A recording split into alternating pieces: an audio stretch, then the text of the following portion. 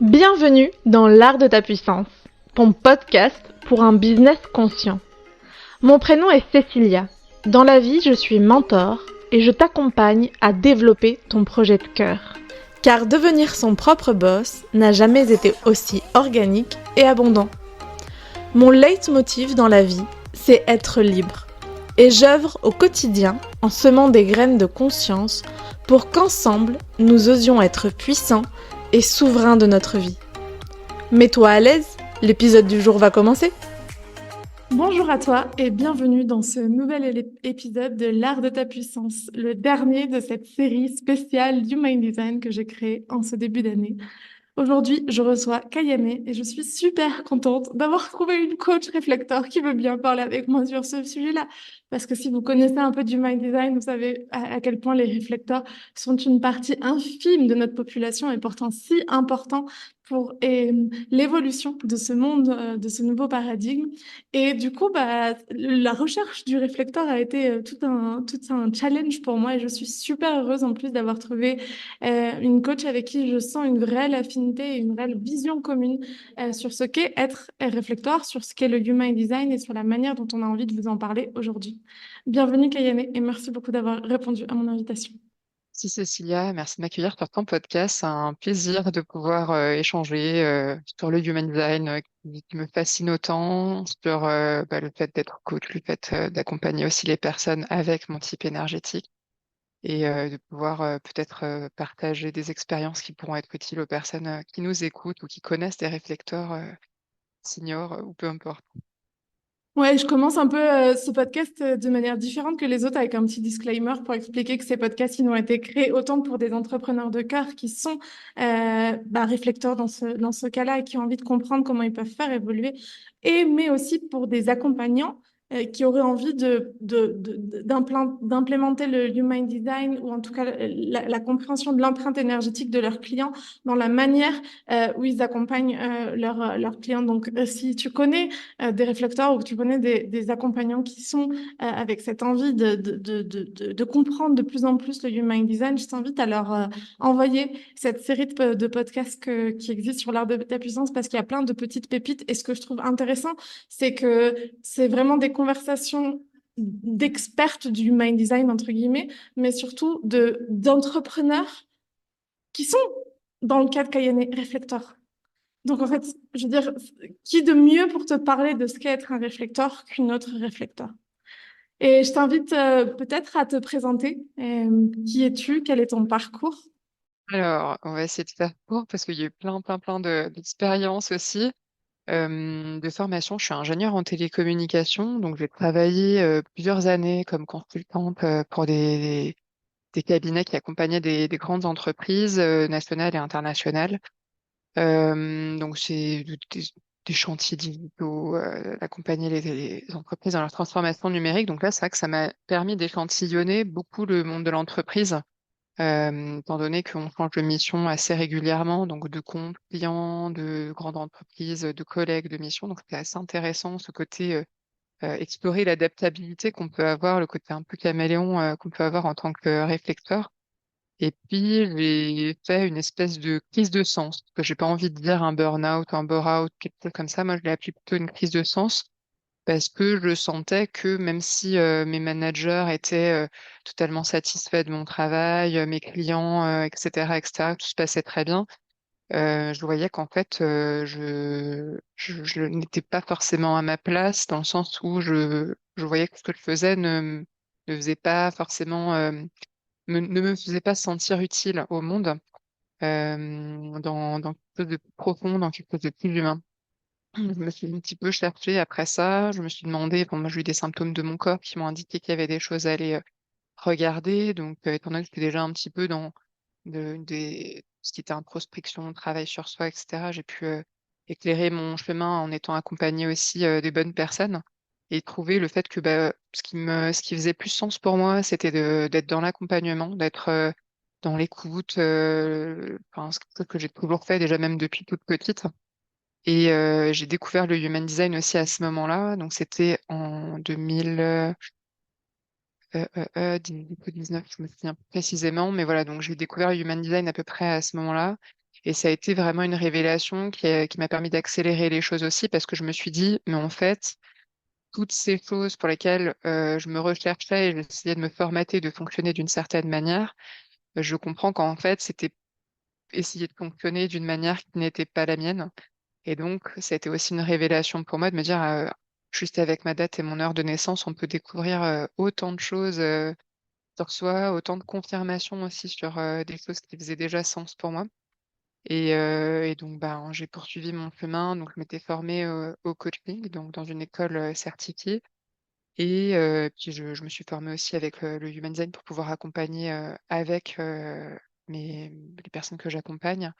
Et du coup, je combine les deux aujourd'hui, à la fois le coaching et à la fois le Human Design, parce que pour moi, c'est des approches un petit peu différentes. Donc, voilà un petit peu pour ma présentation.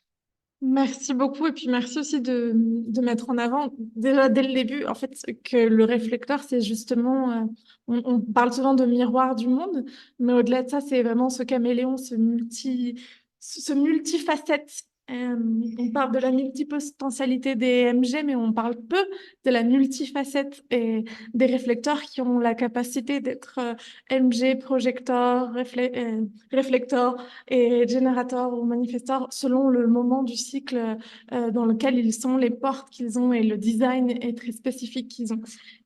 Donc là, je lance plein d'idées qui vont peut-être paraître hyper floues pour tous ceux qui ne sont pas encore totalement euh, human design freak comme on peut l'être nous. Est-ce que tu as envie d'expliquer un peu plus avec tes mots ce que serait incarner un réflecteur aujourd'hui? Alors, vaste question, parce que c'est vrai que on est beaucoup conditionné dans cette société qui fonctionne beaucoup à la MG ou à la générateur light, quoi. Donc, du coup, c'est vrai qu'on trouvait son propre mode de fonctionnement en tant que réflecteur, c'est aussi décloisonner tous les carcans dans lesquels on a pu s'enfermer à travers une éducation, à travers une famille qui fonctionne d'une certaine manière, à travers des relations qu'on a pensé être saines pour nous, etc. Donc, c'est beaucoup, si tu veux, en tant qu'incarné, être réflecteur, c'est apprendre à ralentir et à prendre le temps aussi. Beaucoup le voient en fait que on a vraiment besoin de prendre le temps, pas que pour nos décisions, on en reparlera, mais aussi dans nos ressentis, dans notre écoute de nous-mêmes, de s'octroyer des moments avec nous-mêmes pour revenir à nous de manière neutre, notre centre en fait, indépendamment de toute influence, ou je vais dire parfois même interférence qui peut être liée aux personnes qui vont nous entourer, parce que des fois, comme tu dis, on peut échantillonner aussi les autres types. Si on est trop côte à côte avec des générateurs, des manifesting générateurs, ben, on va avoir cette sensation d'avoir de l'énergie et de fonctionner comme eux. Alors c'est sympa, on peut emprunter et surfer sur leur énergie quand on est en leur présence, mais c'est pas notre mode de fonctionnement nominal. Donc c'est vraiment ça de revenir à nous. Après, c'est vrai qu'en tant que réflecteur, on a aussi, comme tu dis, ce côté adaptation, ce côté caméléon, qui est à double tranchant. C'est-à-dire que d'un côté, c'est très positif parce qu'on peut très facilement s'adapter, s'intégrer, comprendre en profondeur les personnes, les lieux, les modes de fonctionnement, les dysfonctionnements aussi. Et d'un autre côté, c'est vrai que ce qui peut être problématique, c'est que ben, on peut se fusionner avec des énergies qui sont pas forcément saines pour nous, à notre détriment. Et ça, c'est vraiment quelque chose à quoi il faut faire attention quand on est réflecteur, de vraiment avoir des moments où on peut se retrouver seul, quand on passe beaucoup de temps entouré de personnes, et des moments aussi de empty out, en fait, de vidange en quelque sorte, qu'on peut aller venir avoir une hygiène énergétique en quelque sorte pour venir enlever ce qui peut nous alourdir et nous peser et pas nous tirer vers le haut. Donc il y a ça, et puis après, c'est vrai que ce que je vois aussi de plus en plus, c'est que plus on arrive à être neutre, plus on identifie ce qui vient de nous et ce qui vient pas de nous, et parfois on peut être aussi la surface de projection pour les autres, de manière positive ou de manière moins positive. C'est-à-dire que de manière positive, peut nous permettre, donc moi en tant qu'accompagnante, de refléter les personnes, d'être là, neutre. Quand je me mets en posture d'accompagnante, j'enlève aussi des couches, on va dire, de mon ego, mon mental, etc., qui vont venir à penser pour l'autre, etc. Alors en fait, c'est pas du tout mon rôle. Euh, et donc me mettre vraiment dans une posture de réflexion de qui la personne que j'ai en face, tout ce que je vais pouvoir capter, lui communiquer, voir si ça fait sens pour elle, parce qu'encore une fois, on ne détient pas la vérité non plus, hein. On est toujours là pour mettre en lumière des choses et voir si la personne en face, ça lui parle ou pas.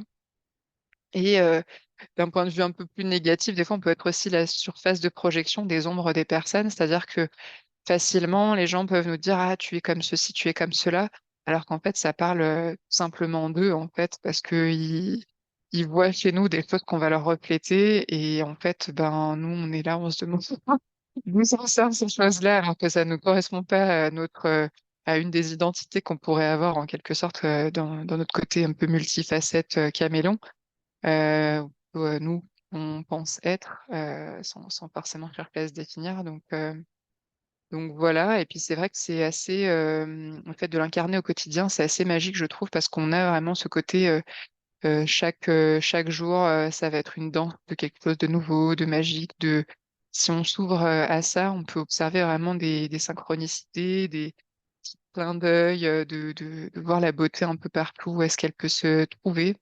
Donc voilà, c'est une sensibilité qui nous offre des panels d'expériences en fait et de ressentis qu'on peut explorer.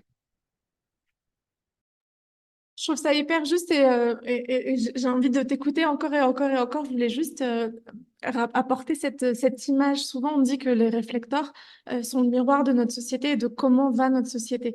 Et que dans une société malade telle que peut l'être la société capitaliste, on peut voir à quel point on a des réflecteurs qui sont dans des situations de précarité émotionnelle, financière, avec des grands challenges à vivre. Et notamment, c'est pour ça que à ces personnes-là qui peuvent peut-être être encore dans cette situation, vient la stratégie de vraiment voir de qui tu t'entoures, comprendre de quoi tu as besoin, être à l'écoute de ton propre timing, de tes propres émotions. Voilà, je voulais juste expliquer pourquoi est-ce qu'on utilise l'image du miroir. Au-delà du fait de cette capacité de refléter à l'autre, c'est aussi de refléter ce qu'est l'autre. Et quand il y a une porosité entre ce qu'est l'autre et ce que nous sommes nous, notamment par les conditionnements où on a tendance à prendre un peu tout personnellement, on peut se retrouver avec voilà, des projecteurs, comme je l'ai dit, qui se retrouvent dans des grandes situations de précarité. Et c'est aussi pour ça que quand la première chose du Human Design, que le Human Design propose, c'est euh, la société telle qu'elle est, en tout cas le monde 3D de division, nous amène à être dans des conditionnements. Et l'idée du Human Design, c'est de se déconditionner pour accepter sa différence, hein, puisque c'est la science de la différenciation, le Human Design. Et donc la stratégie, c'est l'action, enfin en tout cas le modèle d'action qui est proposé pour chaque type énergétique afin de s'aligner à son énergie et donc d'avoir des actions qui sont puissantes, empuissantes pour soi et aussi créatrices. Où il va y avoir un jeu qui va se créer avec la vie, de la magie, des synchronicités, des causalités, appelons-la chacun comme ils ont, ça résonne pour nous. Est-ce que tu as envie enfin, est-ce que c'est OK pour toi et qu'est-ce que tu pourrais nous dire sur la stratégie qui est associée à un réflecteur et pourquoi cette stratégie-là? Alors, quand on lit les textes du Human Design, notre stratégie, c'est d'attendre un cycle lunaire, donc à savoir 28 jours. Pourquoi? Tout simplement de manière très théorique, pratico-pratique. On a en Human Design 64 portes qui sont activées au cours d'un cycle lunaire. Donc, la Lune passe à peu près toutes les 10 heures, 11 heures d'une porte à une autre. Donc, ça fait qu'au cours d'un cycle lunaire, on échantillonne un petit peu tous les états d'être énergétiques qui vont se trouver au cours de ce cycle. Donc, au cours de ce cycle, ça va venir activer des choses dans notre schéma Human Design qui nous est propre, hein, qui est toujours le même, à savoir celui qu'on a généré à notre naissance. Et on va venir activer des portes qui vont pouvoir nous créer des potentialités de se sentir un peu plus comme un manifesteur, un peu plus comme un générateur, un peu plus comme un projecteur, etc. Donc à travers ça, quand on a des grosses décisions à prendre, on va venir laisser le temps au temps, c'est-à-dire que idéalement, c'est bien pour les grosses décisions d'attendre un cycle lunaire pour pouvoir, à travers toutes ces facettes qu'on va pouvoir avoir au cours d'un mois, grosso modo, sentir. avec les variations au jour le jour, qu'est-ce qui fait plus sens, qu'est-ce qui est plus juste. Il y a aussi ce qui est important ce qu'on dit soundboarder, de faire un petit peu avec des personnes qui vont pouvoir nous écouter de manière neutre, non jugeante et non influençante, s'entendre parler de la décision qu'on a à prendre. Ah, ben, j'hésite entre option A, option B, pour telle et telle raison. Puis en fait, après, voir qu'il y a une option C qui émerge ou un mélange entre l'option A et l'option C, etc. Donc, il y a vraiment ça qu'on peut aussi entendre dans ce mois de réflexion. Après, donc ça, c'est de la théorie. Dans la matière, les décisions prennent pas toutes 28 jours et c'est pas forcément 28 jours exactement. C'est-à-dire que pour des décisions simples, à savoir qu'est-ce que je mange ce soir, ben, on va pas attendre 20 faire des menus 28 jours à l'avance, ça, ce n'est pas réaliste. Donc pour les décisions courtes, voilà. Après, il y a des fois des décisions qui sont aussi avec des gestions extérieures à nous. On ne peut pas attendre 28 jours. Donc là, pareil, on est obligé de faire avec ce qui est le plus juste. Et il y a des décisions qui prennent plusieurs cycles lunaires, c'est-à-dire que quand il s'agit, je sais pas, de prendre une énorme décision, déménager, acheter à un endroit en particulier, etc., un logement, ou enfin voilà, faire des grosses décisions qui influencent une vie, il peut se produire plusieurs cycles lunaires. Après, à toi qui écoutes, si tu découvres que tu es réflecteur et que ça te fait un petit peu peur, faut savoir que c'est quelque chose qui devient fluide avec le temps.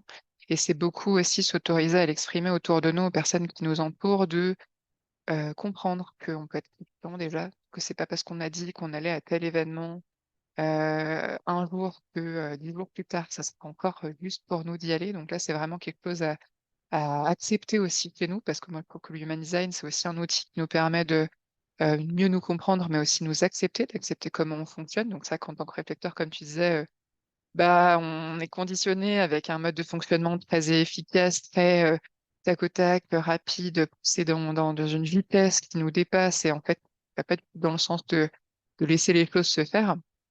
Il y a aussi le fait qu'en se laissant le temps, on va atterrir sur la décision qui va être le plus juste pour nous. Moi, je me suis rendu compte que des fois, je stressais de ne pas avoir la réponse immédiatement, mais en fait, la réponse arrive au moment qui est juste. Et parfois, c'est même aussi pour passer à l'action sur certaines choses. Je me rends compte que bah, je passe à l'action quand, en fait, comme si ça avait laissé le temps d'infuser, de se télécharger les choses juste pendant toute la durée qui précédait. Et qu'au moment où c'est le bon moment, bah, en fait, il y a tout qui vient avec une vitesse foudroyante. En quelques heures, tu fais ton site internet, tu écris un e-book, je sais pas. Enfin, il y a des choses qui se font de manière assez rapide parce que bah, c'est le bon timing, comme on dirait de manière rigolote, les planètes sont alignées, hein, et puis tout se passe bien. Donc c'est vrai que c'est important d'accepter qu'on puisse être confiant, d'attendre aussi les petits signaux, les petits signes qui peuvent se dérouler devant nous et nous indiquer quelle est la meilleure décision à prendre. Et moi, je vois que toutes les fois où j'ai pris des décisions de manière un petit peu trop mentalisée ou accélérée parce qu'il y a telle ou telle pression temporaire, je sais pas, une offre sur un truc qui se termine avant-hier et que du coup, fallait prendre sa décision rapidement. J'ai pas le temps de processer pour me dire, bon, est-ce que c'est juste ou pas pour moi? Est-ce que c'est mon mental qui veut? Est-ce que c'est... Mais en fait, je me rends compte que ça amène purement et simplement à des choses qui sont pas alignées, en fait. Donc aujourd'hui, quand je vois que quelque chose, quand j'arrive pas à avoir la décision dans le temps imparti, bah, je me dis, bah, c'est que c'était pas juste pour moi de passer à l'achat, par exemple, pour quelque chose à acheter ou d'accepter une invitation si c'était pas si avant j'ai pas eu le déclic qui me permettait de me dire que c'était bon pour moi. Une question qui n'était pas prévue, mais qui me revient beaucoup en ce moment parce que finalement, le Human Design, quand tu lis les textes originels, ça parle beaucoup de la question de ce qui se ressent dans le corps. Du coup, je me demande qu'est-ce qui se passe dans le corps d'un réflecteur durant ce cycle lunaire pour ces grandes décisions et comment toi. Et du coup, je voudrais faire un petit disclaimer. La Kayane va répondre à ma question selon son prisme à elle de comment est-ce qu'il le ressent dans son corps. Mais par exemple, chaque réponse sacrale est différente, chaque réponse splénique est différente. Ça peut donner une idée d'aller chercher où est-ce que cette sensation peut apparaître dans votre corps et aller la reconnaître. Mais voilà, j'étais curieuse de savoir si tu as identifié cette sensation qui apparaît, comment est-ce qu'elle apparaît et comment est-ce que ça se manifeste dans ton corps.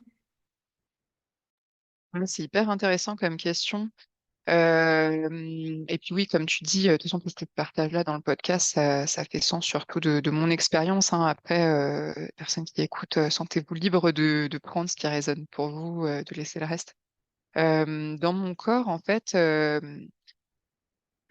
quand j'arrive à être vraiment neutre, à avoir vraiment à savoir comment c'est d'être détaché de toute influence extérieure, etc. Parce que je passe quand même beaucoup de temps dans mon énergie et tout, et je choisis les moments où je suis en interaction. Des fois, bah, j'ai pas trop le choix, hein. Tu dois te prendre les transports, aller dans des centres commerciaux, etc. Donc là, je sens aussi à quel point ça peut être impactant dans mon corps, hein, je sens une forme de lourdeur, quelque chose d'un peu plus pesant, un petit peu bah, comme tout le monde peut ressentir, hein, de manière, même sans connaître son human design, de la fatigue, quelque chose un peu d'oppressant, etc. Donc là, c'est vrai que je vois vite quand je reviens à ma neutralité, comment ça peut se neutraliser.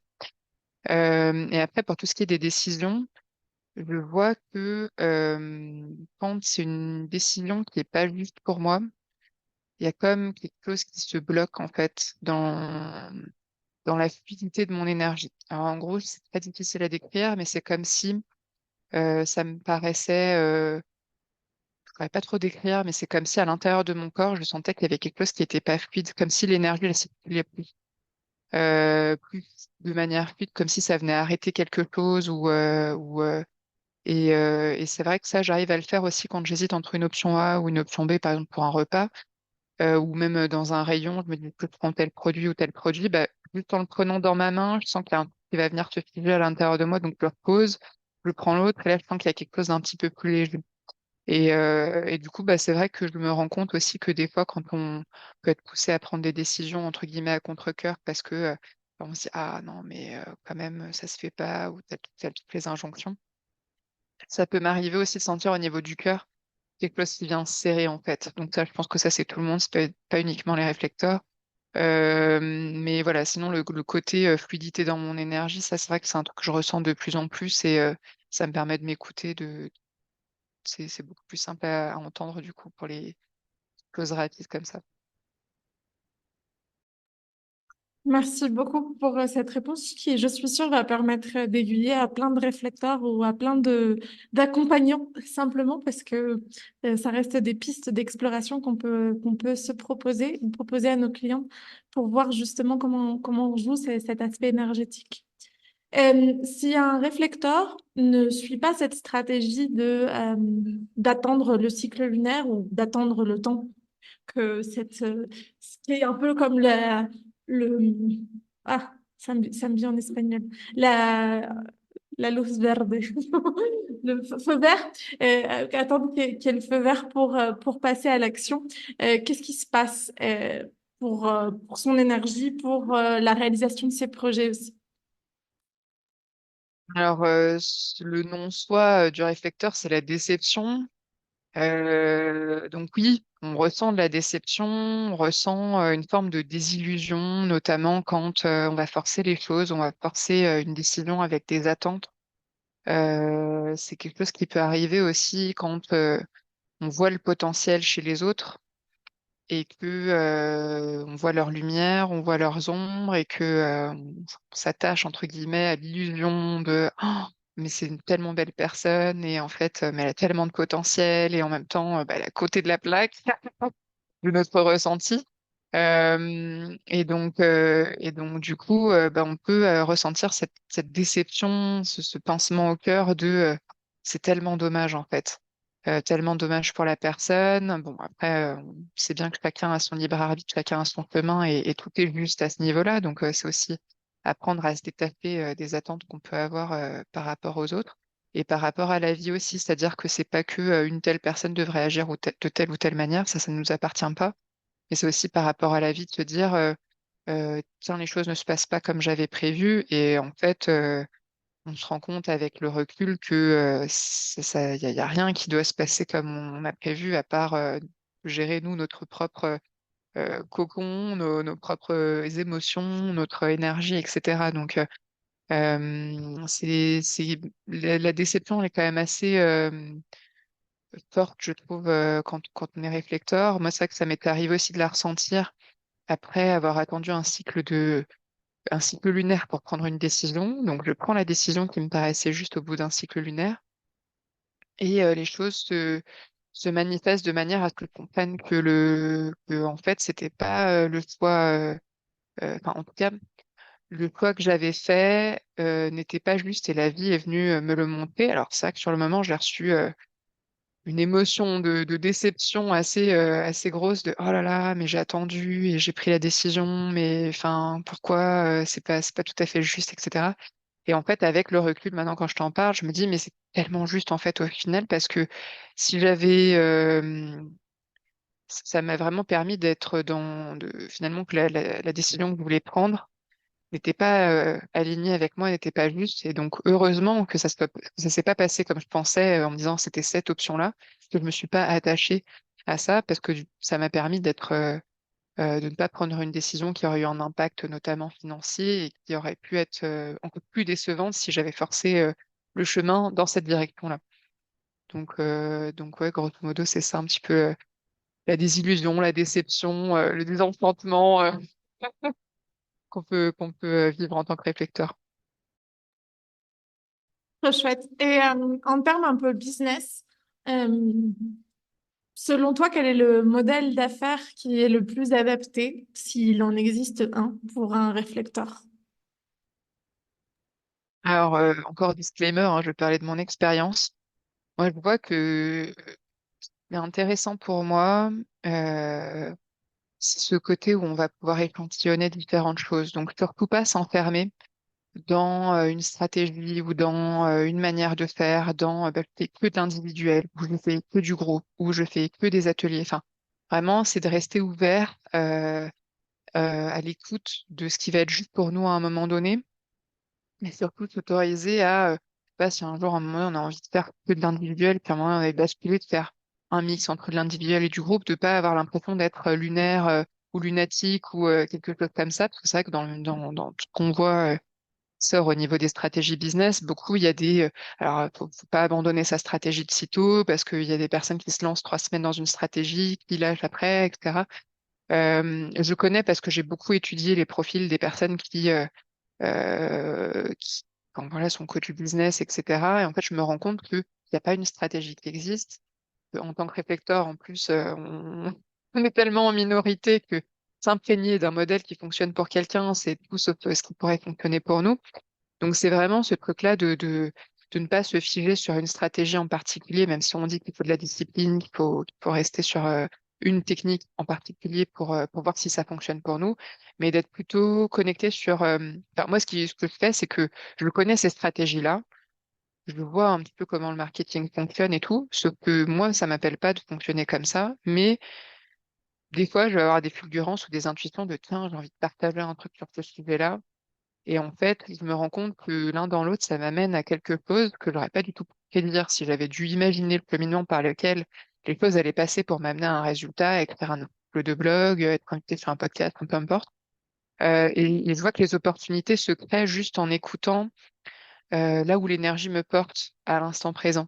Et donc, on peut se dire que oui, mais c'est un petit peu flou, on voit pas trop où on va. Donc, c'est vrai que c'est important quand même d'avoir une vision même si des fois on peut être non spécifique, hein, donc on n'a pas une vision très précise de ce qu'on veut, mais plus de ce qu'on a envie de ressentir, ce qu'on a envie d'apporter aux autres, etc. Et de chaque jour faire des petites choses qui vont venir contribuer à l'édifice, de se dire, OK, je me sens utile, parce que bah, quand j'ai fait ma crise de sens, je me sentais pas utile.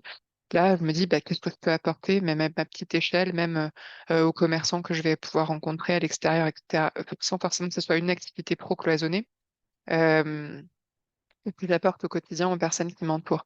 Et ça, ben, ça se fait de manière complètement pas stratégique, en fait. C'est laisser la vie nous traverser, se dire qu'on n'est pas que un entrepreneur, parce que pour moi, notre mission, si on peut, si on, enfin, je sais pas qu'on a une mission qui nous est délimitée, mais en tout cas, utilité, de notre incarnation. Donc, tout le monde a une utilité à un moment donné pour soi et pour les autres.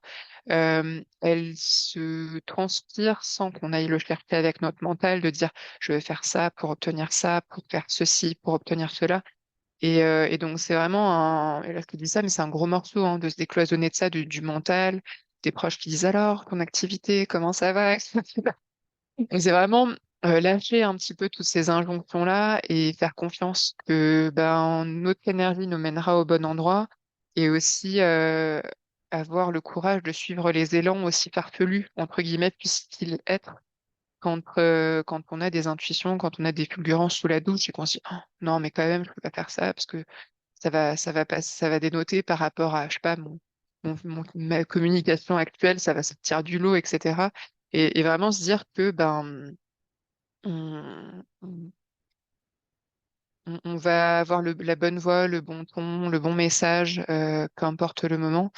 Et ce que je vois aussi, c'est que c'est important de s'entourer de personnes qui vont être neutres, que ce soit des amis qui sont pas forcément entrepreneurs, ou de coachs qui vont pas venir nous influencer. Moi, c'est extrêmement difficile pour moi de trouver un coach business parce que je trouve ça très rare d'avoir des coachs qui vont pas venir te calquer un mode de fonctionnement, de te dire alors tu vas faire tant de posts par jour, tu vas faire telle stratégie de communication, c'est que ta clientèle cible. Ma clientèle cible, tu vois, typiquement, c'est très compliqué pour moi de définir. Je ressens une résonance avec une personne.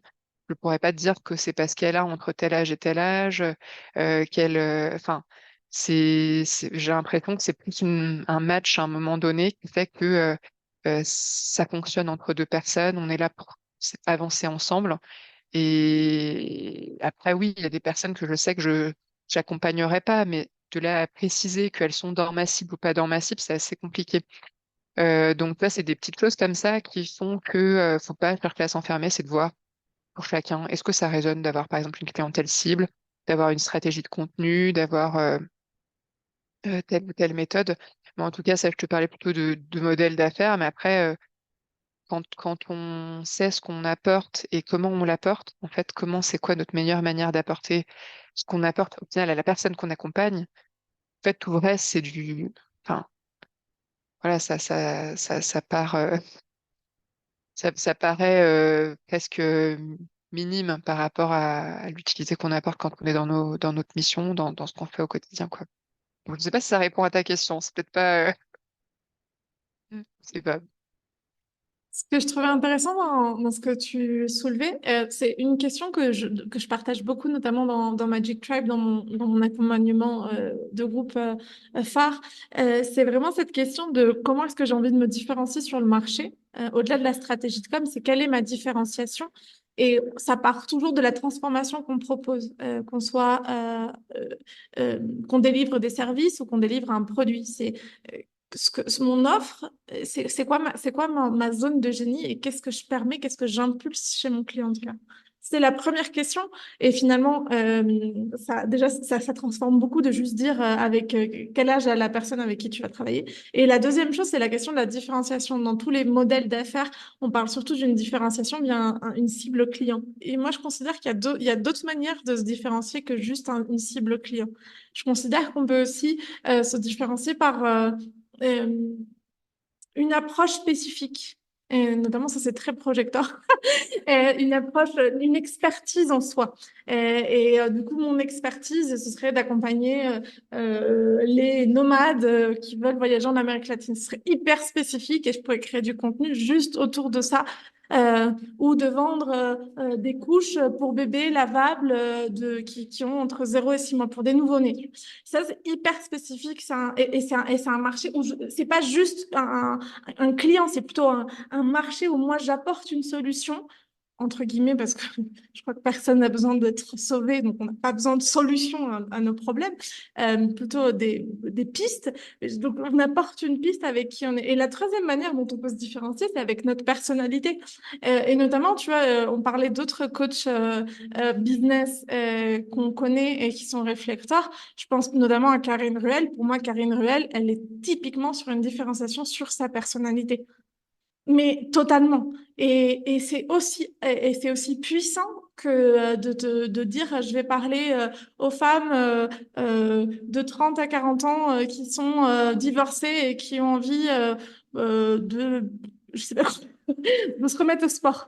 Euh, voilà, ça pourrait être. Non, elle est vraiment sur. Je suis une femme d'affaires qui inspire de la confiance, de l'élégance, avec un charisme, avec une manière de faire différente. Et du coup, je trouve que ça a aussi, ça apporte beaucoup de plus de légèreté à la vision d'un modèle d'affaires, parce que déjà, si on comprend la manière dont on a envie de se positionner sur le marché, après, c'est comme tu dis, je trouve ce qui est très, très, très juste, c'est de se dire c'est quoi qui résonne pour moi? Et je pense qu'il y a juste un truc où peut-être j'aurais envie de ton avis. Je pense il y a peut-être un moment pour le réflecteur, un besoin de se tenir au moins à, à cet exercice d'introspection pour soi et, et à la continuité d'un projet. Et de voir en fonction de quelle est l'énergie du moment, comment est-ce qu'il peut nourrir ce projet-là. Parce que parfois, sinon, on peut juste passer d'un projet à un autre, alors qu'en fait, il y a juste des fois, on peut transformer l'énergie qu'on est en train d'apporter à ce projet. Et je trouve que ça, enfin, en tout cas, moi, ça a beaucoup apporté aux réflecteurs que j'ai pu accompagner, de se dire, non, là, tu vas peut-être arrêter de changer de projet juste pour changer de projet, mais c'est quoi que tu as besoin d'y apporter pour aujourd'hui que ça nourrisse ton élan. Je ne sais pas comment ça résonne pour toi ce que je partage, si ça aide à, à, à trouver un alignement sur cette question de modèle d'affaires et et de ce que tu as envie de partager. Non, c'est intéressant ce que tu partages parce que d'aller de projet en projet, c'est vrai que moi je l'ai pas trop vécu, c'est vrai que des fois ça peut être plutôt des solutions mentalisées de fuite, de me dire ah je vais plutôt faire comme ci, ah je vais plutôt faire comme ça, mais après j'y vais pas. Mais c'est vrai que oui, c'est beaucoup d'aller regarder est-ce que c'est un élan mental ou est-ce que c'est un élan de quelque chose qui vient là depuis longtemps. Quand je vois qu'il y a des idées qui toquent à ma porte depuis longtemps, là souvent je me dis c'est pas le mental en fait qui vient, mais c'est quelque chose qui revient, qui est important. Je me dis bon, je lâche le mental, je suis le truc en me disant si ça marche, ça marche, si ça marche pas, ça marche pas. Et en fait, des fois, en faisant deux stories, j'ai rempli un atelier, quoi. Donc c'est assez. C'est vrai que c'est. Je sais pas si ça répond à ta question, mais c'est vrai que c'est vraiment de à la fois regarder qu'est-ce qui peut venir du mental et des peurs. Mais ça, du coup, quand tu le vois quand tu es accompagné. Et en même temps, quand on peut avoir plusieurs idées, c'est d'aller regarder est-ce que c'est une influence extérieure qui vient me dire, ah, il faudrait fonctionner comme cela. Parce que par exemple, au tout début, quand j'étais entrepreneur, que je voyais tous les coachs du business fonctionner, telle stratégie, offre signature, ceci, cela, ben, je me disais, oh, mais moi, ça me parle absolument pas de faire une offre signature parce que, ok, j'accompagnais plusieurs personnes en reconversion professionnelle, mais je me rends compte que les accompagnements, ils vont pas toucher que cette sphère-là. Donc, j'ai pas envie d'enfermer mes clients dans un mode d'accompagnement, tiens, module 1, module 2, module 3. Ça me parlait pas du tout. Donc, c'est peut-être plus d'aller regarder, est-ce que c'est une injonction? Est-ce que tu penses qu'il faut que tu fasses ça pour obtenir un tel résultat que tu visais à atteindre? Et en se détachant de ça, de l'influence que ces pensées un petit peu interférentes peuvent avoir, revenir à son centre et se dire, en fait, je lâche, ça me parle pas, ça résonne pas. Et en fait, en lâchant, ça crée l'espace pour que ce qui va être plus juste vienne. Tu vois, typiquement, quand j'ai lâché l'histoire de faire un accompagnement signature et tout, je me suis dit, bah, pareil de la clientèle cible, je me suis dit, bah, j'accompagne les personnes avec qui il y aura une résonance, avec qui, comme tu dis, la différenciation, par exemple, sur la personnalité, il va y avoir une résonance avec ce que je vais partager, ma façon de communiquer, ou peu importe. En fait, des fois, j'ai des personnes qui m'ont contacté, je me suis dit, ah ouais, j'aurais pas pensé, en fait, qu'on puisse me contacter pour qu'elles ont accroché avec quelque chose. Et donc, ça, c'est hyper surprenant, parce que je me dis, bah, je vais pas du tout chercher ça. Tant mieux s'il y a une résonance, mais c'est beau de voir qu'au final, sans chercher les choses, ça se passe quand même. Donc voilà. Et c'est la stratégie non stratégie. Moi, j'aime beaucoup apprendre à mes clientes à ce qu'elles trouvent une stratégie qui est non stratégique. C'est-à-dire, oui, une vision, oui, une projection, et en même temps, pas de contrôle. et une totale foi. Et ça, je pense que c'est ça, c'est là où on co-crée avec la vie et les réflecteurs peuvent devenir vraiment des as là-dedans. Et en ce qui concerne la stratégie de com sur les réseaux sociaux, comment est-ce que tu la gères, toi? Quel conseil t'aurais à un réflecteur là-dessus? Alors, je suis pas du tout un exemple en termes de stratégie de com. Je crois que mon dernier post sur Instagram, il date de je sais pas quand, donc non. Tout ce que je peux dire par rapport à ça, c'est que je me rends compte que quand je le poste de manière complètement dans le flow, avec l'élan de le faire et pas la lourdeur de oh là là, il faut, ça fait longtemps, etc., etc., ça a beaucoup plus d'écho. Moi, je vois qu'on a beaucoup de contenu partout dans tous les sens. Et les personnes n'ont pas forcément besoin d'être submergées de d'autant de contenu. Après, on dit que oui, il faut qu'une personne elle ait l'information 7 fois pour pouvoir enfin, prendre en considération, etc. J'ai envie de dire, la personne, elle trouvera l'information au moment où elle sait qu'elle cherche quelqu'un, elle tombera sur le bon post ou le bon contenu, ou l'algorithme va lui proposer quelque chose qui va faire sens pour elle. J'ai envie de plutôt de croire en ça, en fait, pour tout ce qui est stratégie de contenu. Après, tout ce que je peux dire, c'est que c'est important au-delà de partager ce qui est présent et pas faire des posts pour dans 3 mois, parce que c'est vrai que la vibration, elle sera peut-être plus juste à ce moment-là de poster ce contenu-là qu'on avait écrit 3 mois avant. C'est de partager sans chercher à rentrer dans une case. C'est-à-dire éviter de se dire, ah, mais là, ça va dénoter, si je parle de ça, ça n'a rien à voir avec ce que j'ai pu, par exemple, t'es accompagnante, tu parles de tes clientes cibles qui sont en reconversion professionnelle, qui cherchent, etc. Et puis du jour au lendemain, tu as envie de partager, je sais pas, sur la pluie, le beau temps, parce que tu as l'élan de partager là-dessus ou sur une rencontre que tu as faite qui a bouleversé des choses en toi. Bah, stratégiquement, tu pourrais dire, ah bah non, ça dénote, c'est complètement hors sujet, mais en fait, c'est peut-être ce poste-là qui va faire écho avec justement ta cliente en reconversion, si on parle de ça et qui va faire un déclic en elle en fait. Donc c'est vraiment laisser traverser les choses et puis il faut quand même pas oublier que théoriquement, même si on n'est pas encore placé à cet endroit-là actuellement, on est censé être au centre des communautés, d'être un petit peu comme il disait Ra, là, il disait ben on est le canari dans la mine de charbon, donc c'est un peu aussi à nous d'être un peu comme un thermomètre, de dire ça sent pas très bon, là, on va pas dans la bonne direction. Donc, en fait, peut-être aussi que les choses qu'on a sur le cœur et qui sont les petits à l'intérieur de nous, qui demandent juste à être exprimées, partagées, c'est peut-être des choses que l'humanité a besoin d'entendre. Ou en tout cas, si c'est pas l'humanité, les personnes qui vont être dans notre communauté, qui vont résonner avec ce qu'on va pouvoir partager, à notre échelle, en tout cas, et percevoir quelque chose d'utile ou qui va faire sens pour elles. Donc voilà, c'est vraiment ça, on va dire, si j'ai un conseil à donner sur la stratégie de communication, de communiquer chaque jour, même si c'est pas du tout la même plume, même si c'est pas du tout le même ton, même si c'est pas du tout juste préciser peut-être aux personnes qui nous lisent que bah voilà, on a ce côté fluctuant, on va avoir ce côté un petit peu où notre énergie va changer d'un jour à l'autre, notre ton va changer d'un jour à l'autre, et puis d'accepter que voilà, ce qu'on a à dire viendra au moment où ça doit sortir, quoi. Et si aujourd'hui je dois accompagner, enfin, j'accompagne un réflecteur, quel est pour toi le conseil qui serait surtout à ne pas lui donner?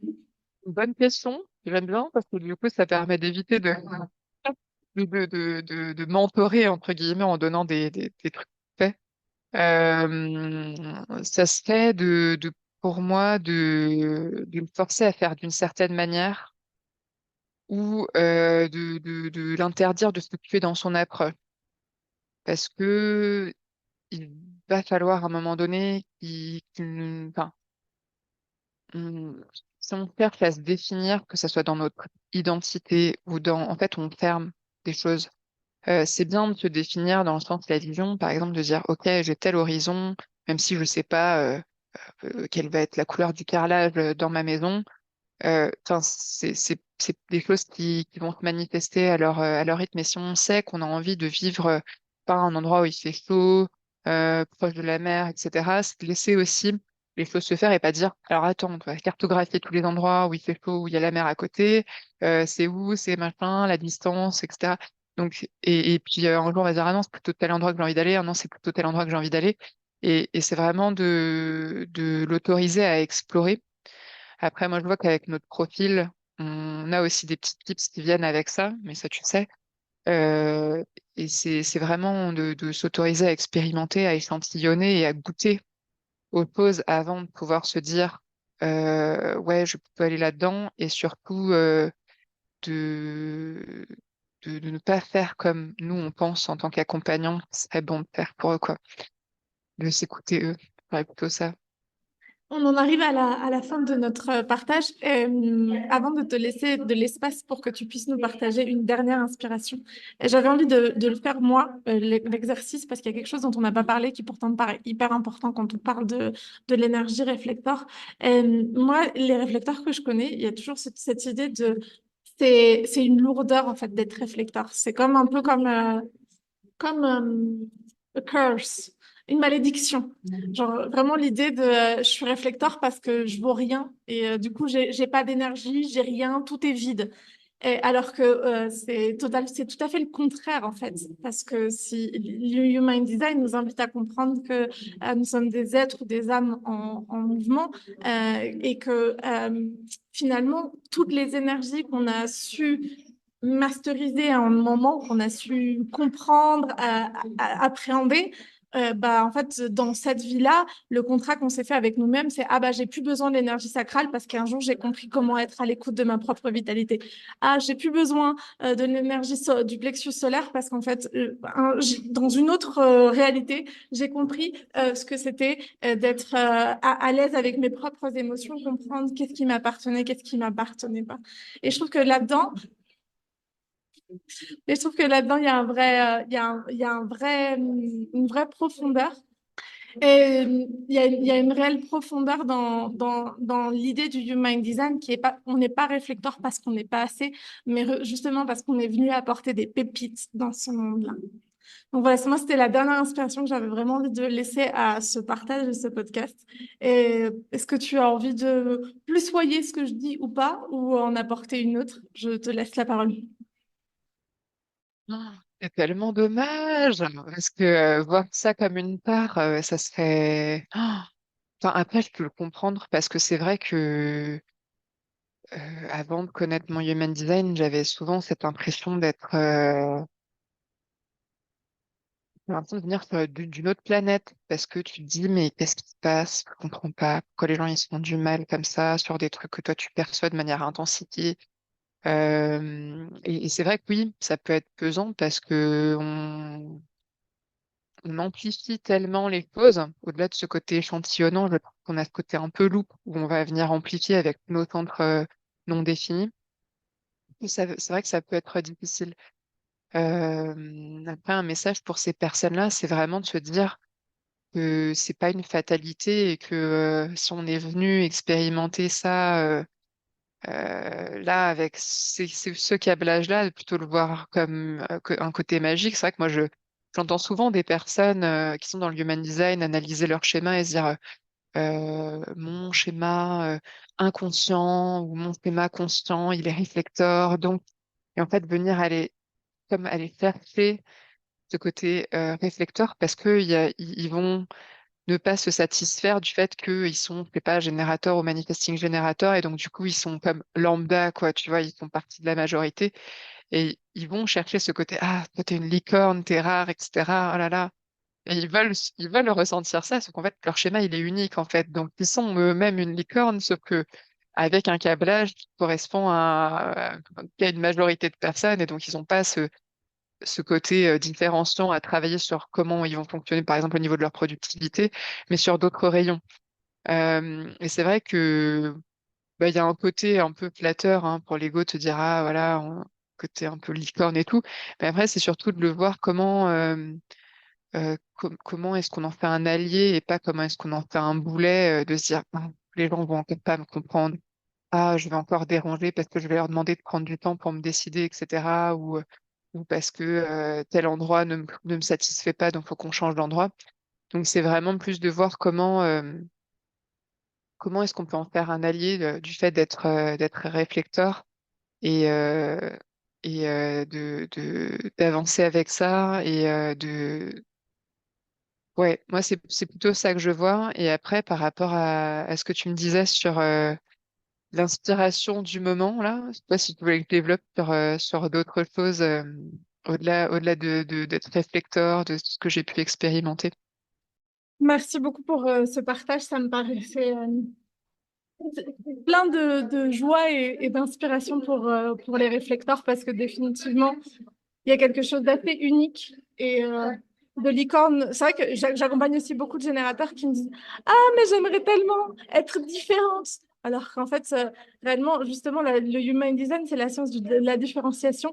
Et nous, en tant qu'être humain, on a envie de rentrer dans la division, de se dire « Ah, c'est mieux ça que ça !» Alors qu'en fait, on est tous hyper uniques, hyper différents. Et c'est apprendre à jouer avec notre différence et notre unicité.